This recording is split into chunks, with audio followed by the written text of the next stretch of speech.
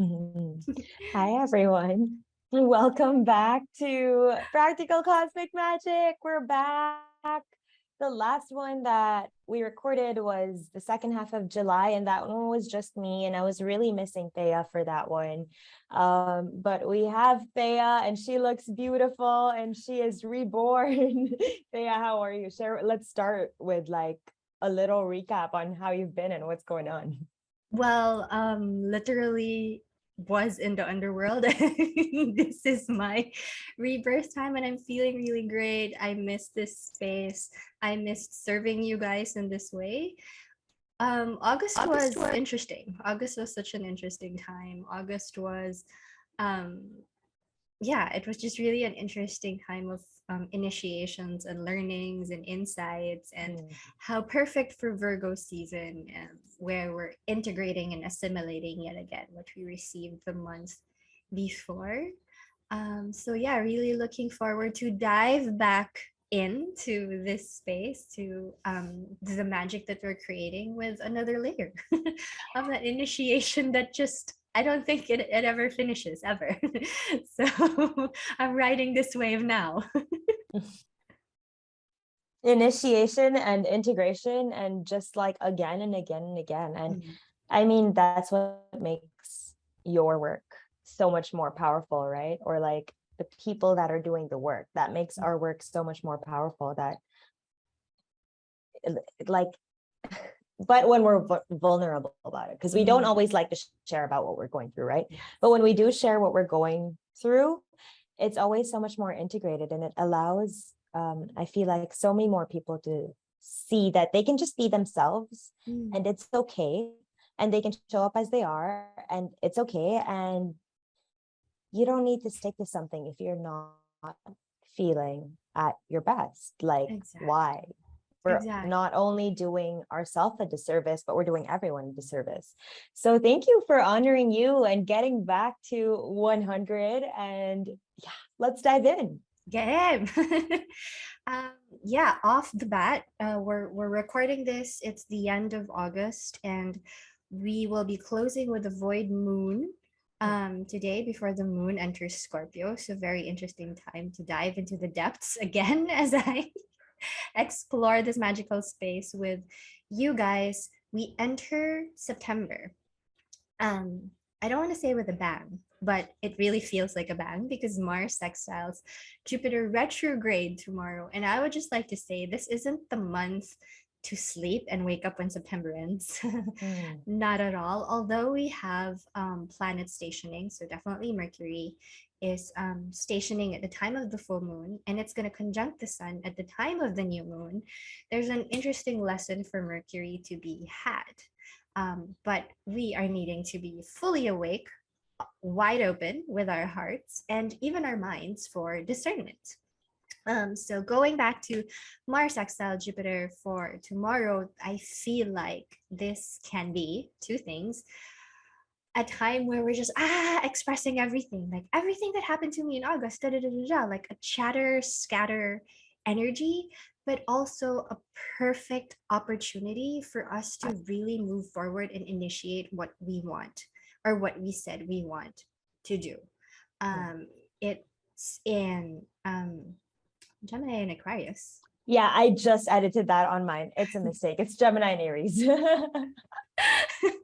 So Jupiter in Aries is this gregarious, I want to initiate new things and explore new territories. And Mars in Gemini is the Lord of War in the sign of communication.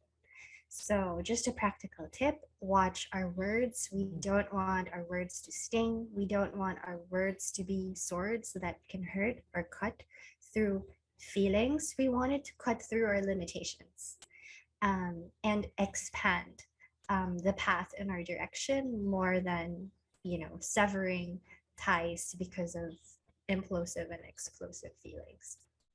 How is it coming up for you? Ooh. That was big. That was a lot. That was a bang. September, hello. Seriously, but that's what September is like. Like you said, it's not a month to be slept on because there is so much happening, especially now that Mars has gone into Gemini and Mars is sextiling Jupiter, the first day of Gemini, we're going to see the first day of September, we're going to see so much Mars and Gemini action. And I'm a little nervous, dare I say, but I'm also very excited because it's filled with so much potential, but it's also filled with, like you said, just so many words. And when it goes retrograde, it will be interesting to see what debates look like, what arguments look like, what conversations look like, and how conversations can jump from the most innocent conversations to the most triggering conversations. And so I love that you said watch your words, because this is like a very triggery feel that I'm getting from Mars and Gemini sextile Jupiter. But also, I feel like the high side of it is, if we know our creativity and if we know our motivation, this is also a great time to communicate it with people who feel the same, and maybe even with people who don't feel the same, not in an attempt to change their mind, but in an attempt to share with them what's possible or more information. Because see, that's the high side of Mars and Gemini, right? Instead of just talking, sharing valid, useful information that can actually help the society become a better place and the community like grow and learn more. So that's what I'm getting with that. Maybe a practical tip could be to, I feel like take 3 seconds before you respond or react to anything this day. Like, catch yourself before words even leave your mouth, because once words leave your mouth, it's game over. And also, I feel like another fun tip would be zoom in on your purpose. Yes. Zoom in on what your goal is here. Definitely your hopes and dreams, your visions for the future, and where community can support you. Definitely. Like you said, but since this is a lot of air, this is it's a lot of yang, masculine energy, fire, expanding air. It can be like too much steam, and too much steam can make us reach a place too fast without really deliberating if this is the direction that we want to go. So again, the tip of direction more than speed, because definitely it's going to feel like a energy. And there's also this I forget which doctor said this, but if you're thinking about saying something and you know that this can hurt another person, wait a day. If it still lingers, try to ruminate and reassess if it's totally necessary. If in 48 hours it doesn't linger anymore, perhaps it's not anymore. But since the sun is in Virgo, this is again, right, an exercise of discernment. Which words will actually help your relationship, and which words that you communicate, or at least feelings that you communicate, will hurt more than improve. So yeah, and maybe try to massage your feet or try to massage your earlobes, because that's actually where a lot of nerves are connected. So if you're feeling hot-tempered and hot-headed, instead of you allowing your ears to just blow off steam, just massage it and be like, who's an invitation. Yeah, love that. Especially as the day after the first, we have Lilith, who's now in Cancer, a very protective feminine sign, squaring Chiron in Aries. That's also retrograde. So there's a lot of internal identity issues, dare I say, that may be floating in the ether, but also a lot of wounds, a lot of trauma that are open. And it may be a time to replace the bandage and clean and lance the wound again. And Lilith may be a reminder of where we're needing to allow the wounds to breathe so that it can actually get the light of day and heal naturally, or it needs to be covered with a bandage again. This is an action point. And that action point can be stressful, but all a matter of mindset and perspective. If you will allow the stress to, as fuel, to change for the better, or allow the stress to just bury you more into the past or the story of the trauma. It's up to you. And I like how the day before it's a sextile, right? Because it's Aries and Gemini. And then the next day it's a hard aspect. It's a square with Aries and Cancer. It's saying, hey, how are you when Mars and Gemini were working together? Okay, now how can you work while Lilith and Chiron are working together? But it's also such a gift. Like you said, I love your description about the wound. Like, does the wound need to be covered for a while with a bandage, or is it okay to stay open? Because I don't know, I'm just getting this, but it's so interesting. Notice what do you do when you get a wound? Like when you have a wound, do you put a band-aid on, or do you let it stay open so that it can dry faster? And that might give you a little look into how you deal with your emotions as well, and how you deal with wounds on different energetic levels rather than just of the physical level.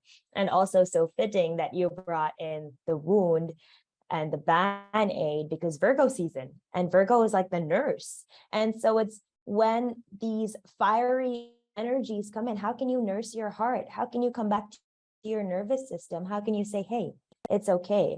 Because you have the tools. And it's in times like this that we lose the tools, right? Because there's so much going on, there's so much air action, there's so much busyness, there's so many things calling our attention, until we tune into the little voice that's also calling our attention, that we've been saying, not now, not now. And that's the voice that's like, hey, hey, hey, how about a little tapping?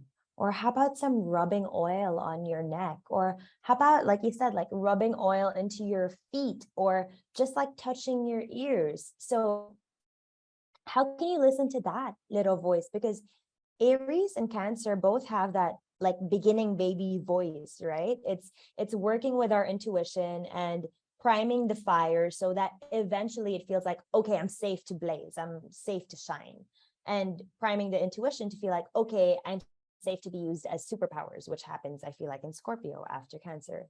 So yeah, it's really tuning into how, practical tip, how do you need to nurse yourself today? And that can be any way that like can be unique to you.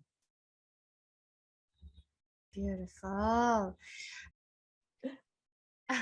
Yeah, I just want to zoom out though, in the world stage, because Lilith in Cancer, this is the dark feminine that may have been repressed. This is the dark mother that we don't usually give as much expression or honor as much expression, because it's dark, it's below the surface, it's icky feelings that we're all trying to protect. It's past experiences that actually help us to, if acknowledged and integrated and digested. I mean, Cancer is also the sign of digestion, the same as Virgo. If digested and integrated, it can actually bring us to a different kind of wholeness. And Chiron and Aries, I've been saying this for the longest time, this can be the wounded masculine and the wounded patriarchy. So we have the repressed dark feminine and the dark mother who seeks expression that have been repressed by the wounded masculine. How is that happening in the world stage? And how are we participating or perpetuating that tension? I just needed to. No, that's amazing. That's amazing. And that's really important. And it's really loud on the world stage, which I feel we'll get into more as we're going through the days. But okay, let's move into the next day. Mercury opposition Jupiter. Mercury is in Libra, Jupiter is in Aries. Mercury is already is already in shadow, and has been for quite a while now, which means that these are the same themes that are coming up now are probably the themes that will be brought up again while Mercury is in retrograde, and then will be brought up again while Mercury is going direct in the sign as well. So how are you feeling about this Mercury opposition Jupiter? So I want to say, like, you preluded already. This aspect happens 3 times. So whatever comes up for us on the third, definitely around how we express our feelings, how we no, not more than feelings, how we express our thoughts about our feelings. It can be an over exaggeration. Hmm. So And a practical tip really is to temper. I mean, we've had the first 2 days as an exercise on counting to three, breathing in before actually responding. So as we hit this day, because this aspect happens once while Mercury is in shadow, second time while Mercury is in retrograde, and the third time when Mercury stations direct again. So we may have, like Irina said, an idea of a theme where we're needing to learn how much do we really need to express versus how much needs more discernment, or where we're needing more information before we actually go out there and be like, hey, here's the news. Did you hear about da da da da da? Because Jupiter retrograde in Aries, though I feel like it's an amazing opportunity for us to really go forward with our goals and initiate, the path that we want to follow. It's still retrograde, so not all the information is there. Um, not everything that we need may be there for us until after the retrograde. So how is this coming up for you? Because this is big thoughts, this is big expression, this is an explosion of sharing and socializing. But do we really need to socialize exponentially by September? Or is there also an opportunity for us to um, go within and be like, are these social gatherings still serving me? Or these social gatherings actually burning me out? That can be one expression. And then towards the middle of the month, they're going to happen again. So the theme that comes up on the third may come up again in the middle of the month, but then we'll have more information. So you kind of have an idea of what the storyline is. And then close it the last time that they oppose again, as Mercury is direct. I love that. That's such a nice way of looking at it, and also makes me think that something that you could do on the third is just sit back and witness and notice, like, um you're in your one-on-one relationships. How does it make you feel? Um does it reflect your fire? Does it reflect your motivation? Or does it suck the life out of you and make you triggered and angry? And also, though, this brings to me like this feeling of how much are you communicating what you really feel? And so there is that aspect of, yes, emotions may be over exaggerated, but there is also the aspect of a lot of times when we're working with people that are doing the work, they are very mindful about how they come off. Or let's say because I'm part of it, we're very mindful about how we come off. Sometimes we don't want to say what we really feel. Sometimes we're saying something because we know that that's what the other person wants to hear, and we don't want to cause any friction. And so for that situation, like, this is a great day to feel into what are you a warrior for? And how can you like just stand for that and talk about it, and talk about it with conviction, and not feel like you were mean after speaking about it? Because there is a difference between being mean and being direct, right? And there is a difference between speaking your mind and maybe disrespecting someone. And those are really the energies that I'm seeing with Aries and Libra, because it's really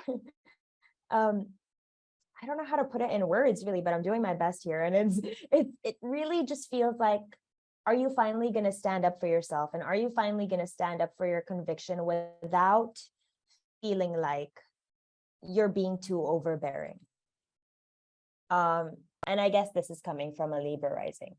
Right. That's good context to put in, because that's my natural. It's like, okay, should I share what I'm saying? Even though I know that this might upset you, but I think this is the right thing to share in the moment. And sometimes I do, and sometimes I don't. But it's just an invitation, like we said, like, look at what you do that day, and that will be able to give you a better idea of maybe what you need to work on as we see the same aspect 2 times again. Yeah, September is big. definitely. September is big. And this this aspect can bring a lot of anxiety, Mm, like nervous system disruption, especially with Mercury in Libra. This is like people pleasing mentality exactly. 1000%. um I guess just to write on what you said, this is us having to think about our words strategically so we don't hurt the other. And oftentimes it may not come out as honesty, but honesty is kindness. Mm, And as this is an opposition, it may feel like it's the other person's fault, or the other person is projecting um whatever, like it, because opposition as aspects is we see it as a mirror, but oftentimes it's us that needs to work something out. yeah. But it can feel like it's another person's fault, not our own. But again, since it's happening 3 times, may this be an invitation to just go within instead of like, huh, but it's him. Mm. We see things as we are, not as they are. So yeah, we'll leave It's it. 2:22 as you say that. And so speaking of errors, sorry, go on. So I guess we'll leave it at that. And yeah, and I think it's a beautiful, again, like we how these things are just gifts, like wrapped in packaging where we think they're just random events, but they're actually stepping stones to one after the other, and it's Yeah. helping us grow and evolve. So on the 5th, Venus enters Virgo. Venus doesn't really like Virgo. In traditional astrology, Venus is said to be in fall in Virgo because it's opposite Pisces, where she is exalted. Karina and I aren't really such fans of, falls and exaltations, because we feel like, both of us, intuitively, all of these signs um, are gifts and also carry shadow and light. It's how we deal with them, as a matter of perspective and mindset, yet again, whether we consider it as fall or not. So, Venus in Virgo, again, discernment in terms of your relationships. Where do these social gatherings serve you and actually help you towards distilling your essence, your truest essence? How is it helping you with your values? And it's not, like Irina said, it's not mean when you're being discriminating. Perhaps it's the meaning that we put in the word discriminating that is making the word so loaded with negativity. But being discriminating of relationships and people that just do not match in terms of frequency or wavelength or whatever is also kindness to yourself, right? Mercury opposite Libra, Aries versus Libra, myself versus the other. It's being kind to you when you're being honest. If this particular relationship, this particular person isn't watering you anymore.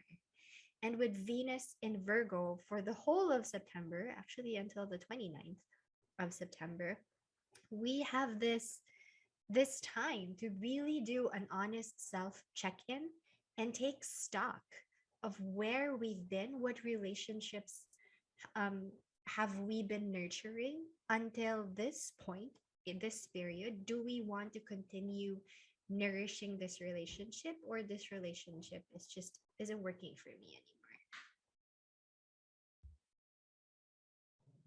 Wow.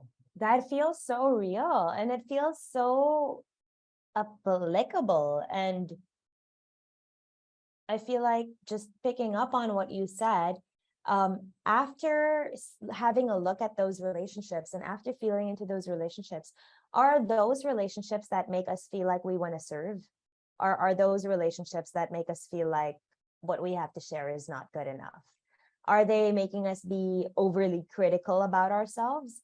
Or are they promoting us to share our ideas, even though our ideas are not perfect?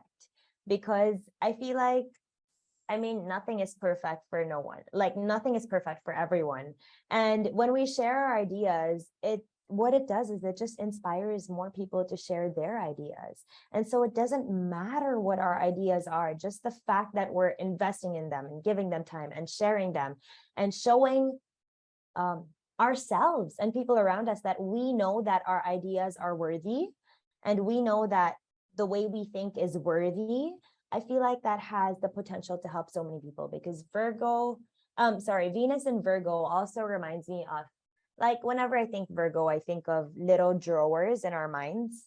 I don't know why, with like labels on it. And so I feel like Venus in Virgo gives us a good opportunity to have a look at the emotions that we're allowing to live in the drawers in our minds. And clear them out. Like, okay, when you're feeling daring one day, look into anger and see, like, how does anger look for you? How does it feel for you? How have you labeled it? And I say labeled because that's very Virgo, that's very Mercury. We've labeled so many things in our lives and we've put them behind certain things because we don't want to ever look at it again. But Virgo season and Venus in Virgo is a great time to look into these drawers that we've closed for so long, because we are going to find gems there that will help us realize, connecting to what they said, like, will help us realize what are the relationships that we've been working on. What are the relationships that we've been serving? And really, are they serving us? And are they inspiring us to serve? Because that's what Virgo season is. We're taking from Leo season, we're taking our authenticity, we're taking our self-expression. And in Virgo season, we're using that as medicine to gift it to the world. Now, we can't gift it to the world if we're so stuck in our own labels, and we can't gift it into the world if we're too obsessed with perfection. When in fact, like we're saying, perfection is not necessary, because all it takes is really to show up. We have a body, and the purpose is like to bring this body, show up, and this is the medicine. This is the tool. This is the bridge. Like, we're bridges. It's wild. But yeah, this is what I'm feeling with this. I also feel like Venus in Virgo is a great time to look at where are you investing your money. And I say money because Virgo is earth. And Venus is money. And are you investing money in things that are gonna promote your growth? Or are you investing money in too many 3D things, which is a little more Taurus than it is Virgo, because I feel like Virgo is an evolved Taurus. But it's a perfect opportunity to look into like financial advisors and I want to say accounting, but what's coming to mind is the labels in our minds. And organizing things that give us value, organizing things that don't, organizing even our emotions. And what comes to mind again is that practical tip that we always do when we have so much emotions, especially with Mercury opposite Jupiter and this square to Chiron that's happening. The practice in conscious rage and conscious relating is always trying to engage our prefrontal cortex, because Venus and Virgo can be very cerebral. So why don't we use it as a gift to take stock of our emotions, the many emotions that actually make us feel anxious, so that it would be easier for us to separate ourselves from these emotions because we've labeled them already. And keep reminding ourselves that we are not the emotion, we feel it. So the I am sad, depressed, whatever, versus I feel sad, depressed, da da da da da. And I feel like this whole Virgo season can help us with that 1000%. Beautiful. What do you say is a good, okay, other than organizing, what is a fun little thing to do to treat ourselves or to celebrate ourselves while Venus is in Virgo? Because Venus is Venus and Virgo is the goddess. Like, what would be fun to like goddessify ourselves? What still comes to mind is okay. And I'm reminded of what you shared earlier. You actually did the work of working out this morning. And so that you tick that off your to-do list, and now you're free to flow. So with Venus and Virgo, how can we dedicate time for the work and the mastery and then celebrate after? Because with all these retrogrades and with Mercury and Libra stationing, moving slow, Mars and Gemini moving really, really slow, and it's already in shadow. He won't retrograde until October. This is like these energies are very cerebral for me. This is a lot of air. So we kind of need Virgo structure and Virgo's ability to work in the underworld because, again, what comes to mind is digestion. And when something is digested, we don't see it, but it's dirty. It's gastric juices that actually, propagate chemical compositions and breakdowns. And it's dirty work, but Virgo, we see it as something that's pristine and beautiful after Virgo does its job. So how can we honor that? Yes, they're goddesses, but they're both dark and light. And with Venus in the underworld, we won't, I mean, this September, we're not going to be able to see Venus anymore. We've been seeing Venus so beautifully shining during the pre-dawn morning sky. In September until October, we're not going to see her. So the work is underneath. The work is inside, internal, under the veil. How can we honor that instead of like the usual, see me shine bright and clean? I hope, um, Yeah, I hope that's that makes good. sense. Yeah, I like that. And that made me think of like also go outside, witness nature, because nature is not always beautiful. Mm, Nature is sometimes going through really complicated and complex times, and all we see is like a tree that's sorry, all we see is a leaf that's dying, but we don't see what's going on under the leaf dying and why the leaf died and why did the leaf fall off. We don't see that. mm, But it's a great Virgo likes tangible. So it's a great tangible way to look at the process that's also going on inside our own bodies without having to talk about it, but just witness. mm. Um, and grounding into nature, I feel like is important for this Always. month. Like get your feet on the grass as much as possible. This is me Mm. telling myself. um, then the eighth. So the eighth, we have North Node in Taurus, sextile Lilith in Cancer. Ooh, this also feels big, and it feels like owning the sacred rage is gonna allow us and humanity such potential for conscious currency. Mm, mm. Beautiful. Ooh, beautifully put. That semantic was just,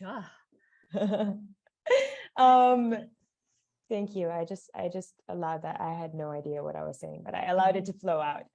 And that's proof, right? Sometimes we Mm, have no idea. Our logical mind cannot comprehend what we just said. mm, But that's when we know it's magical because it just came out. And we're like, oh, where did that come from? mm, It was not me. mm, But yeah, that's what it feels like. It feels like there's with the North Node intact,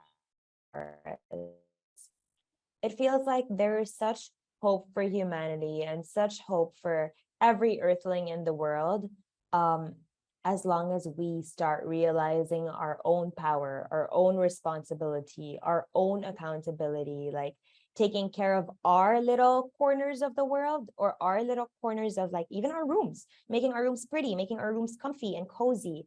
And by extension, that makes us do that with the earth as well. Like when we're spending time at the beach, we don't want to throw trash. We want to create a pretty little area where there are flowers or pebbles or something. You know, this is just what it's reminding me of. The more we realize our own worth, the more we realize the earth's worth. And where we realize our worth from is not only, like you said, not only from what's pretty, but mm, it's also from the destruction, it's from the anger, it's from the rage, it's from the mm, repressed feminine that's finally like, I'm here. mm, And I don't care whether or not you're ready for me. And I don't care if if you want to stay with me right now or don't, but I'm just here, like as I am. And I know that when you're ready, you'll be here too, but I'm just here. mm. Does that make sense? Yeah. Like just so sure and like so rooted in our own worth and self and home within ourselves Mm, that mm. we're just here. Yeah. Um, this is Mother Nature. This is Mother Nature calling us to protect her. With Venus and Virgo, that is doing the dirty work to make it clean again. And there's a lot of dirty work that's needing to be done, and we need to get our hands dirty. And but who's to say, again, the perception and the meaning that we put in the word dirt when we get our hands in the soil and we think it's dirty, there's like, well, that feeling of like, ugh, it's icky. There's worms and like bugs and whatever. But dude, our soil is the microbiome, the same microbiome in the gut. And how much of our soil, how much of our mother is actually already degraded. And so this sextile allows us the impetus to, flow into action again. But it's soft, it's graceful because it's yin. So our remembering that flowing into action doesn't always necessarily have to be yang and masculine, take to the streets and fight for Mother Nature, climate change is real, da da da da da. But like Irina said, actually doing the work internally of making our own garden beautiful and have that as an expression of what beauty and grace can be, and inspire others to hopefully tend to their own gardens as well, and like just really dig their heels and get their hands dirty and till and plant. Hmm. Yeah, exactly. And so 9/9, September 9, we have the sun making aspects with the same aspect that we just talked about. So you said showing humans how to do that. I feel like that happens on the 9th. On the 8th, we're learning how we do that. And then on the 9th, it's more giving it a stage and being like, this is how we make our garden beautiful. Maybe you may want to consider this in your own routine. I didn't say the aspects. So the aspects are Sun trine North Node and Sun sextile Lilith. Yes. Yeah, right. It feels like it's just bringing to light the work that we were doing the day before And the with days the sun before. doing the the years before. Like this has been building up for a long time, and that's astrology, right? It's just building and building and building and building, and it's really about taking the cues from all the building that we've been doing. Do you want to share anything else about 9/9? What's a practical tip? Maybe sharing something with the world? For 9/9, I think it's still getting down and dirty. Sun is in Virgo. It's more of doing the work inside and really tending to our own gardens. Like I said, focusing the tending here in this garden space and allowing that to be inspiration. And maybe picking up on, because sun is involved, maybe picking up on sun codes, spend some time outside under the sun. Maybe that will help you tend to your garden easier or full. Okay, which leads us into the 10th, which is a big day. On the 10th, we have the full moon in Pisces, which is opposite Virgo at 1740 and at 5:58 p.m. Philippine time. The same day, Mercury stations retrograde in Libra. How do you feel? So Mercury is playing big.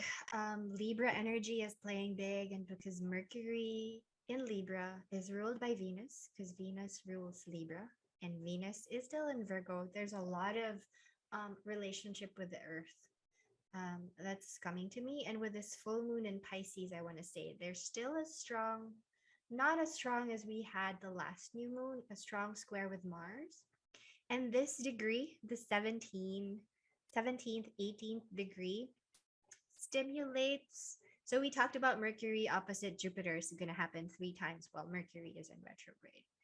This degree, 17, 18 degrees, stimulates Mars squaring Neptune. And Mars square Neptune is going to happen 3 times in the next 7 months. So this is a lot of dissociation, a lot of copping out, a lot of using fantasy or I don't want to say You're drugs. cutting off. Oops. Am I back? Yeah, you were cutting off for the whole time that you said squaring Pisces. Ooh, So Mars and Gemini will be squaring Neptune and Pisces 3 times for the next 7 months. So again, Mars in Gemini, the Lord of War in the sign of communication and our lower mind, and Neptune in Pisces is our higher mind in the sign of mysticism, escapism, fantasy, but also magic. So where are we copping out of our lower minds and engaging so much on the fantasy realm more than the reality? And this full moon in Pisces, it it gives off that theme and launches that theme for us for the next 7 months. So whatever comes up for you in the light of the full moon, there may be similar themes that can keep coming up for the next 7 months that Mars is in Gemini. So what I just want to say here is it's a beautiful time to use creativity to make something tangible.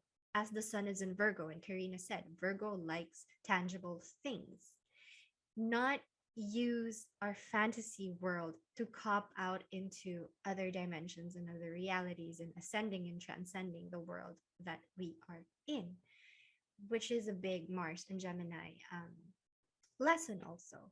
And also, as Mercury stations retrograde, planets are closest to us as they retrograde. So our lower minds may be stimulated strongly during this full moon. So, yeah, I feel like it's a beautiful time to be in water. It's a beautiful time to just receive the energy of water to balance all the, not really balance, but support all the air and see where we can allow flow versus engaging to disengage. I hope that made sense. I love what you said about engaging to disengage. Um, I have friends that I hang out with, and when I hang out with them, I really want my husband to be there with me because I want to be able to talk to Navs instead of talk to them. But let's say I have an obligation maybe to be there. And so I'm there, but when I'm there, it's not like I'm engaging with them. I am copping out to talk to Navs and go back to my comfort zone. This is a literal personified version of what you said. It's like me realizing, why am I even going if I'm going to cop out? And also finding the courage to stop going.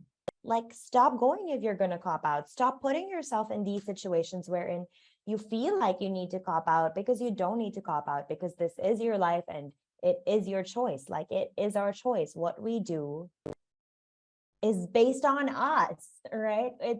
We're playing out this story that our lives are written with a destiny ending. Like, this is a story that we are told and that we're playing out. And it's time for us to realize that we are in control. It is our lives. We need to use this relationship. I feel like what's going to be really big with Mercury retrograde is the relationship between our heads and our hearts, and bringing that together in marriage and using these two together to make our decisions that serve us in a way that's working for our higher mind rather than engaging our lower mind and having us just chat about who the heck knows what. Like, it's not even important anymore, because the energies of the time are giving us such gifts and such big, profound energies. Do we really want to use those energies copping out? Or do we want to use those energies diving deep into the mysteries of everything that lights our hearts on fire? And if you're watching this, definitely diving into the mysteries of life lights your heart on fire. And so, yeah, look at where you're stopping yourself from doing that. Where are you stopping yourself from diving in deeper? I feel like is a tip for the Pisces full moon, because that's Pisces. Pisces is so deep, and Pisces is like the dissolving back into oneness. And so maybe a great thing to also reflect on the Pisces full moon is, where are you being overly judgmental? Because that's showing you that if you are being overly judgmental, then you do not believe that everyone is one. But isn't that the belief of life, like we all came from the same source. We're all the same. And so just an interesting tidbit to check in, because Virgo is discernment, but the lower vibe of discernment can also be harsh, critical judgment. Yeah, and so it's just a good time, I guess, to look into how we judge not only other people, but also ourselves, and be a little more compassionate and loving, because that's Pisces. It's like ah, like just warm source, like hug energy that allows you to dissolve into the ocean. And like just that feeling of being in the ocean and floating and knowing that the water's got your back, like that's so beautiful. And that's Pisces. And so it's a great time to just swim into it, I think. Yes. Allow the water to support you. And again, we've had a lot of Jupiter lessons, the days leading to the full moon. And, the traditional ruler of Pisces is Jupiter. So we're not going to go through what Jupiter just went through, because we had like all the, we went one by one, all the aspects that Jupiter is doing, and that Mercury and Jupiter aspect that's dancing 3 times. So this full moon is huge. Yes, it's sweet because it's in Pisces, but um, it can also be bitter. But bitter medicine can be both sweet and bitter. So I mean, think about a tincture. exactly. So The yeah, 11th. that's the 11th. And okay. So whatever That's it it. is that's culminating on the 10th, because that is the full moon, and full moons are culminations. It is a time where we acknowledge something, we end something, or we adjust something. The day after, we have such a boost from Sun and Uranus. Again, another impetus to really go about the change that we said we were going to do. So, all these things about discerning, all these things about assimilating and digesting, discriminating. If the days leading to the full moon are actually kind of, oh, wait a minute, am I really going to do it? I want to maintain the peace and harmony. I think I can't do it. We can use this Sun trine Uranus to actually just allow our butts to be kicked into motion. That's the image that came to my head. Choose change before change chooses you is my mantra for any Uranus aspect, actually. How are you feeling into this? What I'm feeling here is like, stop waiting to see what you're gonna get before you begin. Because I feel like that's a lot of the energy that's floating around with Earth. It's a lot of wanting to know, what are you going to get in return? What is the tangible money? Like, how much are you going to make in return? Or like really a lot of tangible stuff. And so what I'm getting here is, like you said, like that kick of let's go. Like, who cares what you get? The goal is not to get something. The goal is to serve. The goal is to be you, take up space, serve, honor yourself. Like, yes, these are my goals and your goals are different and everyone's goals are different, but get down with your goals so that you know where you want to go. And if you're not going where you want to go because you're afraid of what's going to come back to you, or because you're not sure that you're going to be able to sustain your lifestyle, or because, of these material issues, yes, they're important, but you'll never know if you don't start. If you're telling the universe, I'm not going to make this first step because I don't know if I'm going to make enough money, then the universe is like, then you're not all in, because it's about money for you. It's not about an energetic exchange. It's about one energetic exchange. And when you get so zoned in on that one energetic exchange, even while you're getting the other exchanges, you're not noticing it anymore because you're focused on that one thing that you want.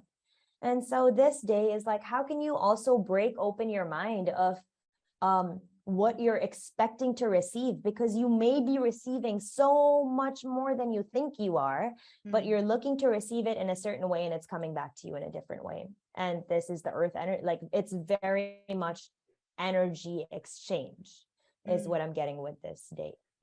1000%.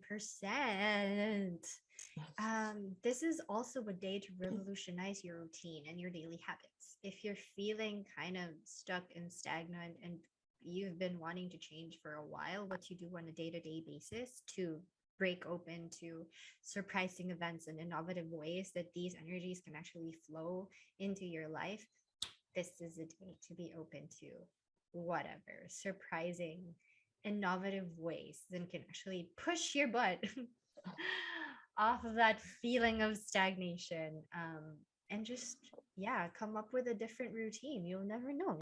Exactly like Karina said, you'll never know if it works out for you if you don't try. And yeah, I think that closes our first part for September. Yes, please, card pulls. We'll pull some cards Yeah, to September is such a, wrap it all up. yeah. And as we wait for that, It's like it's there. Sorry, I was just gonna say it's like there are not so many things every day, but it's like something, something, something, and then break, and then something, something, something, which is very much the energy of the time, which is, are you allowing time to integrate? Because a lot is happening. And if you're not allowing time to integrate, that's when overwhelm starts kicking in, I feel like, and anxiety. Sorry, go on. You were going to say something. I forget, but what's coming what's coming to mind now, as you said, time to integrate, is there's so many information that we are allowing ourselves to consume. I hope we allow ourselves time to digest, because yeah, information is just, it's so easy to come by. And the more information we receive, sometimes the more we feel that we don't know, so we want more. Yeah. So it's giving us this sense of knowledge and wisdom, but is it really embodied? And with all these earth, as a balance to all these water, Uranus for me in Taurus is still, again, a revolution of embodiment, right? So how are we using all these tools, all this information, all this knowledge and socializing and gatherings to really take stock of what information stays in our body, and how we can embody that in our own language, and not based on, the language that was passed down to us from a textbook or a post or a share or Google or all these other channels. Agreed. Insane cards. I missed these because I missed how insane the cards that would fall out are, and so in theme. Okay, so this one fell out just as you were talking about information. King of Swords, showing us we know enough. We have all the damn information we need. I feel like so many times we're convincing ourselves that we need to consume more information to be able to feed more information, and it's 2:55 as I say this, which makes me think like it's not about consuming information, but like you said, it's about taking the time to integrate the information that we've received so we can deliver it in a way that's unique to us. We're not here to be teachers of teachers. We're here to teach from our own experiences. And that involves allowing space and time to integrate what we learn. Also, how can you tune into the earth and all the creatures that are around us? Look, he has a crow, he has a dragonfly, he has a bat, he has an eagle, he has feathers tied around his arm. He has all of these natural guides, all of these natural clues.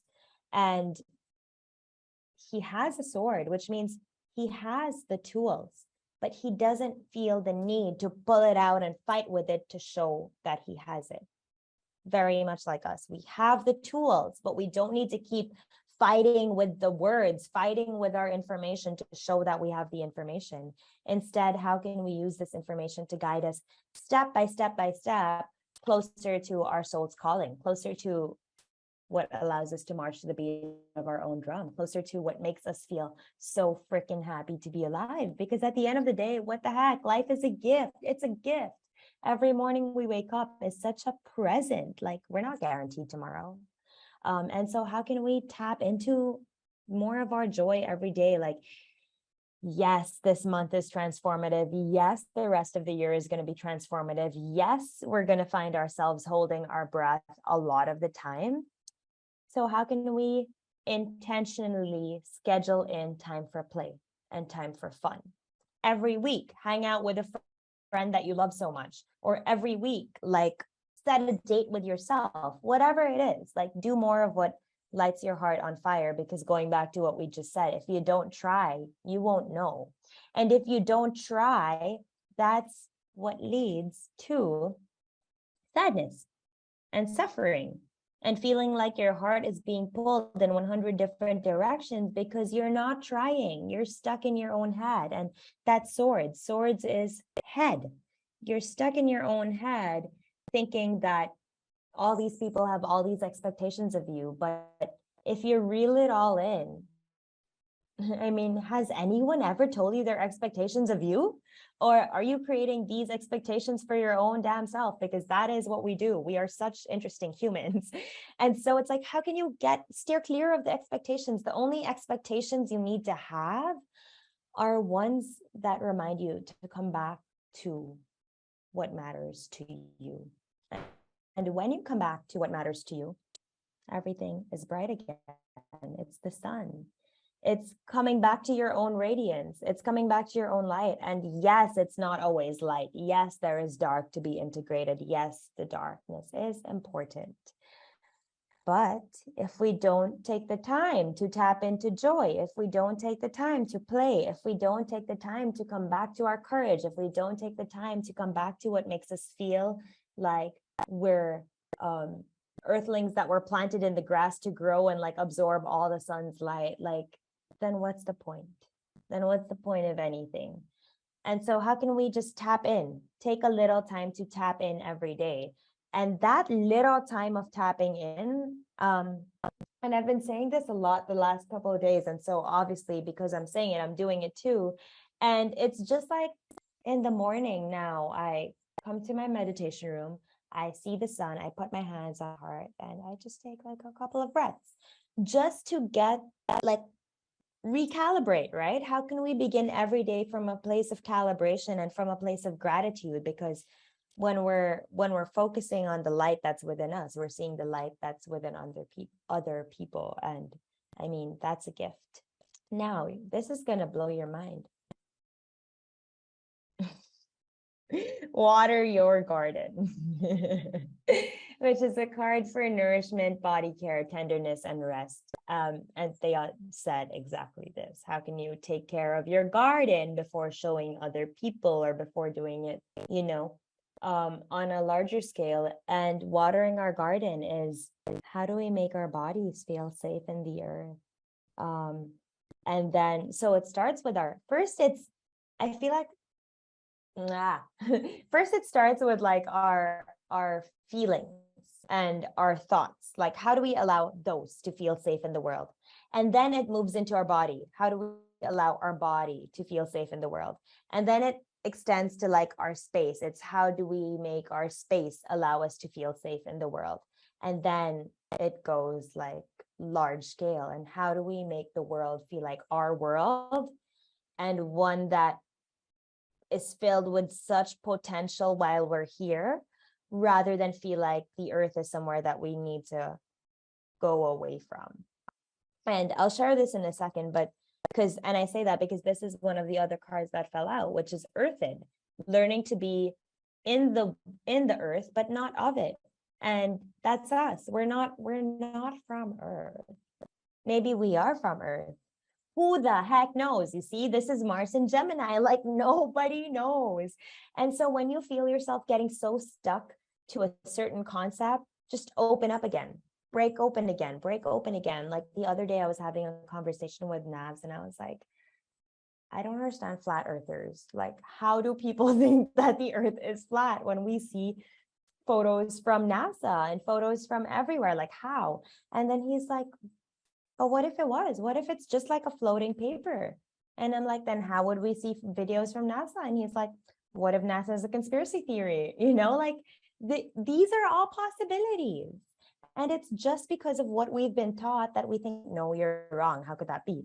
But when we open up, it's like, oh my gosh, maybe the earth is a flying paper and we are a flying paper and we have always thought that it's round, but maybe it's not round. Like it's a mind trip. And I think a lot of the time why people go away from this is it's scary because it's a mind trip and you don't know where it ends and the end is unknown. But instead of seeing it as something scary, how can we look at it as something inspiring?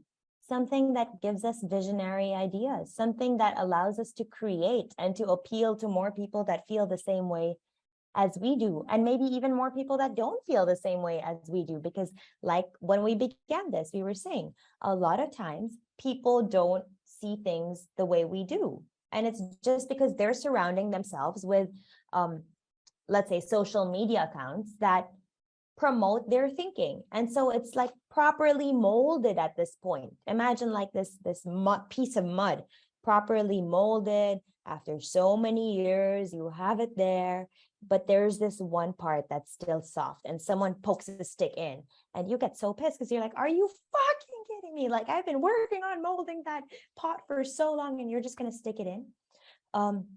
But that stick in is so cool because it shows you that you think that you're so properly molded, but there are still cracks. And through those cracks, that stick can still go in. And when there's a crack, that means there is more room for growth. And so it's when these sticks come and poke at you, and of course, this is a big ask, but when the sticks come and poke at you, like, how can you use it as inspiration? How can you use it as creative fuel?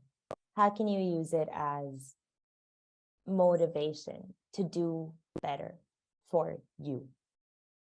Not for anyone else, and not because you're judging anyone, but you just want to be better and do better. And yeah, that concludes it for me. I feel like that's what Virgo season is about, just doing better and being better and becoming better, and not about becoming perfect, but becoming better than we were yesterday.